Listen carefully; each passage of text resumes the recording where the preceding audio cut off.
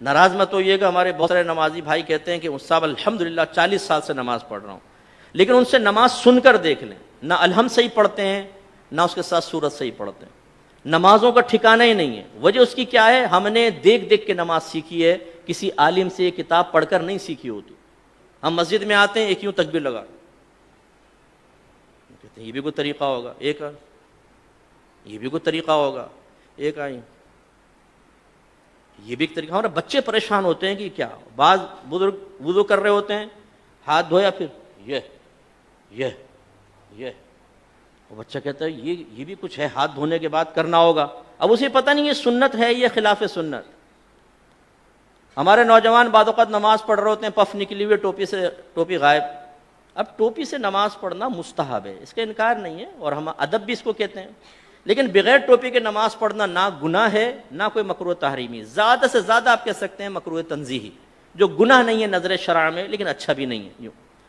اب ہمارے کئی لوگوں کو دیکھا وہ نماز پڑھ رہے ہیں، ٹوپی لی اس کے سر پہ، اور پھر جمائیں گے اس کو تھوڑا سا نا تاکہ اچھی طرح وہ اپنی جگہ بنا لے، لیکن اس کے بال بھی ایسے آوارہ گرد اور ایسے دشمن ہوتے ہیں، بولتے خبردار جو ٹوپی ٹکی سر پہ، وہ رکوع میں جاتا ہے ٹوپی پہلے سجدے میں۔ یہاں تک میں نے دیکھا ہے نوجوان سجدے میں گیا تو اس کو سجدے میں اس کے وہ جیسے نٹ کس رہے ہیں اس کے سر کے اوپر۔ ارے بھائی اس کو ٹوپی پہننا کوئی لازم نہیں تھا، آپ کا یہ اس کو اس طرح تنگ نہ کرنا واجب تھا، آپ نے کیا، آپ گناہگار ہوئے۔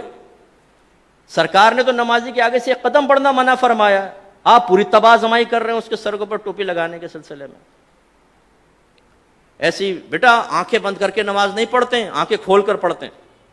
حالانکہ فقہ نے واضح لکھا ہے کہ اگر آنکھیں بند کر کے خشوع و خضوع زیادہ ہوتا ہے تو مستحب ہے کہ آنکھیں بند کر کے نماز پڑھیں، اور اگر آنکھیں کھول کر نماز پڑھنے سے خشوع و خضوع آتا ہے، دنیاوی خیالات سے نجات پاتے تو آنکھیں کھول کر پڑھنا مستحب ہے۔ سمجھانا کیا چاہ رہا ہوں، دین سیکھا نہیں ہوتا ہم نے، سنی سنائی بات یا مسجد میں آ کے وہی آبزرویشن کے ذریعے جو ہم نے سیکھا ہوتا ہے اسے دوسروں پر مسلط کر رہے ہوتے ہیں۔ بچہ بیٹھا ہوا ہے پاؤں ہلا رہا ہے، بیٹا ایسے پاؤں نہیں ہلاتے، نحوست ہوتی، وہ بچہ رک جاتا ہے۔ اب بھائی کہاں سے نحوست ہوتی ہے بتائیے، پاؤں ہلانا کہاں سے نحوست ہے؟ یہ تو کوئی نحوست نہیں ہے، شریعت نے تو کوئی منع نہیں کیا۔ لیکن وہی بچہ اگر فجر کی نماز چھوڑ رہا ہو تو اس کو اتنی سختی سے نہیں سمجھائیں گے نا، بچہ تھکا رہا ہے، رات میں سو گیا، کوئی بات، پوری رات محفل نعت میں شرکت کر کے سنی ٹناٹن قطعی جنتی نعت خانوں کی زبان پر فجر کی نماز چھوڑ رہا ہوتا ہے نا، نہ جماعت سے نماز پڑھے گا نہ فرض پڑھے گا، 4 بجے تک محفل ہوئی ہے، اس کے بعد اسکوٹر گھمایا، آ کے بستر پر سو گئے، مؤذن کہہ رہا حی علی الصلاۃ حی علی الفلاح، اور وہ تصوراتی اور خوابی دنیا سے جواب دے رہا ہے کہ حضور نعت خوانی میں شرکت کر تو لیے، جنتی ہو تو چکا ہوں، بلا حساب و کتاب تو ہم جنت میں چلے جائیں گے۔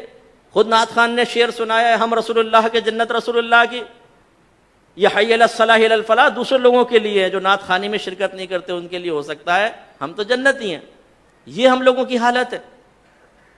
تو خلاصہ کلام یہ ہے کہ دین آپ سیکھیے۔ میں نے الحمدللہ بالغان کا بہت مدرسہ پڑھایا، نمازیں سنیں کوئی ٹھکانہ نہیں، سبحان رب الاعلی، التحیات، حالانکہ سے لفظ ہے التحیات، التحیات نہیں ہے۔ اسی طرح صحیح لفظ ہے رب اجعلنی، اور اکثر کیا پڑھیں گے ربی جعلنی، ربی جعلنی، غلط ہے۔ یہ اصل میں اجعل صیغہ امر کا، ربی کو با کو جیم سے ملائیں گے حمزہ وصلی گر جائے گا، رب اجعلنی، رب اجعلنی، لیکن ربی جعلنی۔ تو یہ کیوں ہوتا ہے؟ آپ میں سے بہت سن ہو سکتا ہے کتاب دیکھ کر بھی سیکھا ہو، لیکن آج سے 35 سال پہلے 40 سال پہلے، اب وہ بیچ میں جو غلطی آئی وہ پختہ ہوتی چلی گئی، بتائیے نہیں۔ اس لیے ناراض مت ہوئیے گا، آپ میرے بزرگ ہیں، میرے بڑے ہیں، جو بزرگ بیٹھے ہوئے ہیں، جو ہم عمر ہیں اور جو چھوٹے ہیں وہ بچے ہیں، لیکن ایک دفعہ اپنی نماز کسی قاری صاحب کو سنا دیں۔ پہلی بات تو یہ کہ جس کو ڈر ہوگا نا، خوف کہ میں پھنسوں گا، وہ سنائے گا ہی نہیں، وہ کہے گا مفتی صاحب نے ٹھیک کہا لیکن اللہ کی رحمت بہت بڑی، اللہ معاف کرنے والا ہے۔ بھائی اللہ تعالیٰ رحمان ہے، رحیم ہے، لیکن وہ قہار و جبار بھی تو ہے۔ اس کی قہاریت اور جباریت کو فراموش کر کے صرف رحمانیت پہ نگاہ کرنا یہ نبیوں کا طریقہ نہیں ہے۔